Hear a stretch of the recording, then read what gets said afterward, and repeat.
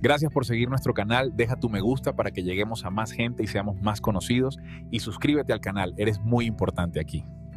Aquella noche, el coronel despertó antes del amanecer con una sensación que no supo explicar. No fue un ruido, ni un grito, ni una revuelta. Fue el silencio, un silencio espeso, antinatural, como si la hacienda misma estuviera conteniendo la respiración. Se incorporó lentamente, con el corazón acelerado, y caminó descalzo hasta la ventana. Desde allí podía ver los barracones de los esclavos, alineados como sombras inmóviles, bajo la luna. Todo parecía normal, demasiado normal. Fue entonces cuando lo vio, entre decenas de cuerpos agotados, tendidos en el suelo tras una jornada interminable. Había uno solo que permanecía de pie. No caminaba, no hablaba, no hacía absolutamente nada, simplemente observaba. Era el esclavo más grande de toda la plantación, el mismo al que los capataces temían provocar, el mismo al que los otros esclavos evitaban mirar directamente a los ojos. El coronel sintió un escalofrío recorrerle la espalda. Aquel hombre podía romper cadenas con las manos, podía cargar sacos que requerían a 4 hombres normales, podía soportar castigos que habrían matado a cualquiera. Y sin embargo, jamás había intentado huir.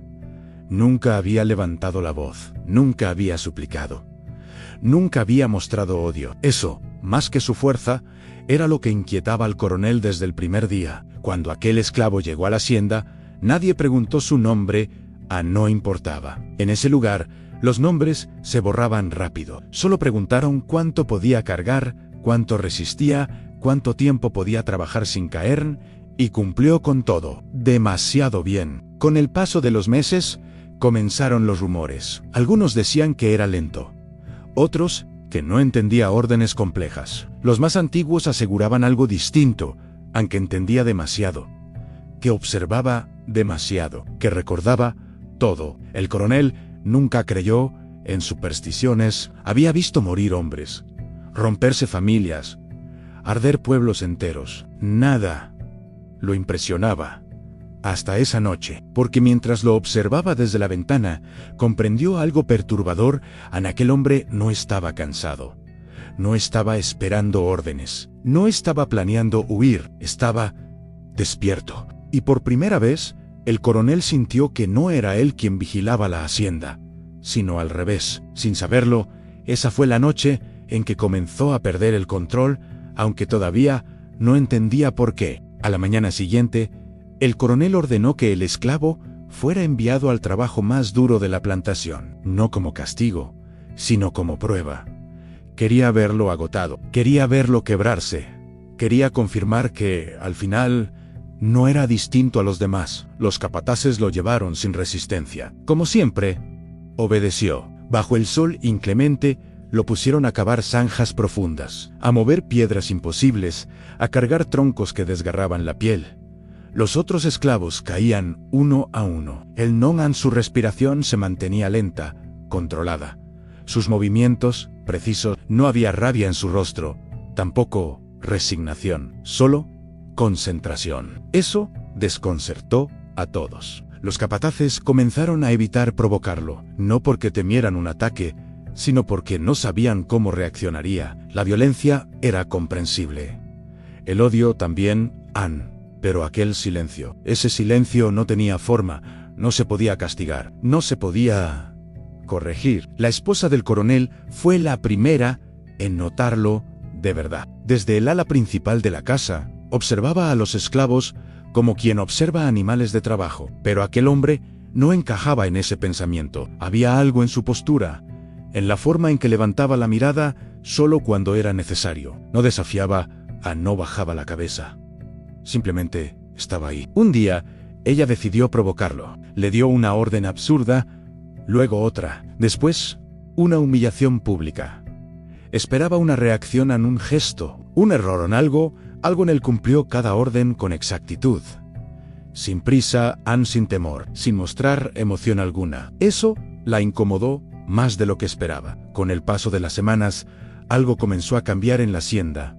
Los esclavos hablaban menos, los capataces discutían más entre ellos. Las órdenes del coronel se cumplían, pero con retrasos inexplicables a pequeños errores, malentendidos que antes no ocurrían. Nadie podía señalar al responsable, a nadie se atrevía, y en medio de todo, aquel hombre seguía allí, observando. El coronel comenzó a sentirse vigilado, no porque el esclavo hiciera algo concreto, sino porque no hacía nada. Empezó a preguntarse qué pensaba, qué recordaba, en qué esperaba, y entonces comprendió algo que lo aterrorizó más que cualquier rebelión. Ese hombre no necesitaba huir, porque nunca había sido prisionero en su mente. El coronel no era un hombre impulsivo. Había construido su autoridad con paciencia, castigo selectivo y miedo bien administrado. Pero aquel esclavo rompía todas las reglas conocidas. No desafiaba, no huía, no conspiraba. Simplemente estaba, y esa presencia constante comenzó a corroer la mente del coronel más que cualquier amenaza abierta. Decidió entonces hacer lo que siempre había funcionado: humillar. Ordenó que el esclavo fuera llevado al patio central, frente a todos, no como castigo físico inmediato, sino como ejemplo. Los capataces rodearon el lugar, los otros esclavos fueron obligados a mirar. El sol caía con fuerza y el polvo levantado por los pasos creaba una nube espesa, casi irrespirable. El coronel habló durante varios minutos, enumeró faltas que nunca ocurrieron, inventó desobediencias, acusó silencios como si fueran crímenes. Esperaba una reacción en un gesto de rabia, una súplica, una mirada baja. No obtuvo nada. El esclavo escuchó todo de pie, inmóvil. Cuando el coronel terminó, le dio una orden absurda, diseñada solo para degradarlo, y el hombre la cumplió, exactamente como fue dada, ni más ni menos. Ese fue el momento en que algo se quebró. No en el esclavo, en el coronel. Porque al obedecer sin resistencia, sin miedo, sin humillación visible, el castigo perdió sentido. Los capataces intercambiaron miradas incómodas. Algunos esclavos desviaron la vista, no por sumisión, sino por confusión. Nadie sabía qué pensar. Nadie sabía cómo reaccionar ante alguien que no parecía sentir vergüenza. En los días siguientes, el coronel intensificó la presión. Más trabajo a menos descanso. Vigilancia constante. Pero el resultado fue el mismo. El cuerpo del esclavo resistía, y su mente parecía estar en otro lugar, uno al que nadie más tenía acceso. Peor aún, otros comenzaron a imitarlo. No su fuerza, sino su silencio, su forma de obedecer sin urgencia, de escuchar sin temblar, de aceptar sin quebrarse. La hacienda seguía funcionando, pero algo invisible había cambiado. El miedo ya no se distribuía como antes, y el coronel lo sentía. Cada noche tardaba más en dormir. Cada sonido le parecía una señal, cada sombra una advertencia. Comenzó a preguntarse si aquel hombre estaba esperando algo, o si ya había ganado sin que nadie lo notara. Fue entonces cuando decidió cruzar un límite que nunca debió cruzar. Convencido de que la fuerza y la humillación no bastaban, el coronel tomó una decisión distinta, una más peligrosa. Decidió acercarse a Anne no como amo, sino como estratega. Quería entender al hombre que no podía dominar, y creyó, ingenuamente, que aún tenía el control. Ordenó que el esclavo fuera trasladado a tareas dentro de la casa principal. Algo nunca visto. A los capataces protestaron. La esposa del coronel observó en silencio. Aquello rompía una regla no escrita, una frontera que jamás se cruzaba sin consecuencias. El esclavo aceptó el cambio sin sorpresa. Dentro de la casa, el ambiente era distinto, silencioso, encargado de mirada. Cada paso suyo parecía fuera de lugar, pero él se movía con la misma calma de siempre. No tocaba nada que no se le ordenara. No miraba más de lo necesario. No cometía errores. Eso inquietó aún más a la esposa del coronel. Ella empezó a observarlo de cerca, no con deseo, sino con una mezcla de curiosidad y temor. En ocasiones, cruzaban miradas breves. En ninguna de ellas había sumisión ni tampoco desafío, solo una atención fría, controlada, como si él comprendiera algo que ella aún no. El coronel creyó que aquel cambio lo favorecería. Pensó que, al traerlo cerca, podría quebrarlo psicológicamente, pero ocurrió lo contrario. Fue él quien empezó a sentirse expuesto. Cada orden que daba parecía más innecesaria. Cada castigo, más débil. Cada palabra, menos firme. La casa comenzó a sentirse observada. Los sirvientes murmuraban. Los capataces evitaban decisiones importantes sin consultar. Y el esclavo seguía allí, obedeciendo todo, sin reclamar nada, sin pedir nada, sin mostrar intención alguna. Hasta que una noche, el coronel entendió la verdad. No fue por una acción concreta, fue por una ausencia, por algo que no ocurrió. Se dio cuenta de que, sin darse cuenta, había empezado a medir sus propias decisiones pensando en aquel hombre, en cómo serían interpretadas, en cómo serían observadas. El poder había cambiado de lugar a no oficialmente, no visiblemente, pero de forma irreversible. Y cuando el coronel comprendió eso, supo que ya no se trataba de dominar a un esclavo, sino de sobrevivir a su propia pérdida de autoridad. Pero aún faltaba el acto final, y sería el más humillante de todos. El coronel ya no buscaba obediencia, buscaba confirmación. Necesitaba una prueba, algo que le demostrara que aún era temido, que aún tenía dominio absoluto sobre aquel hombre que había convertido el silencio en un arma. Y fue esa necesidad la que lo llevó a cometer el error más grave de su vida. Decidió organizar un castigo público, no por una falta real, sino por una supuesta amenaza al orden. Convocó a capataces, sirvientes y esclavos. La intención era clara: exponer al gigante, reducirlo ante todos, recordarle y recordarse quién mandaba. El esclavo fue llevado al centro del patio. No opuso resistencia. No preguntó nada. Caminó con la misma calma de siempre. Cuando lo colocaron frente a todos, el coronel habló durante largo rato. Su voz era firme, pero había algo distinto en ella. No era autoridad, era ansiedad disfrazada. Anunció un castigo ejemplar, uno que, según él, devolvería el miedo a la hacienda. Pero cuando llegó el momento, ocurrió algo inesperado. El esclavo escuchó la sentencia y asintió. No bajó la cabeza, no mostró resignación, simplemente aceptó. Y esa aceptación absoluta, pública, sin emoción, provocó una reacción en cadena. Los murmullos comenzaron.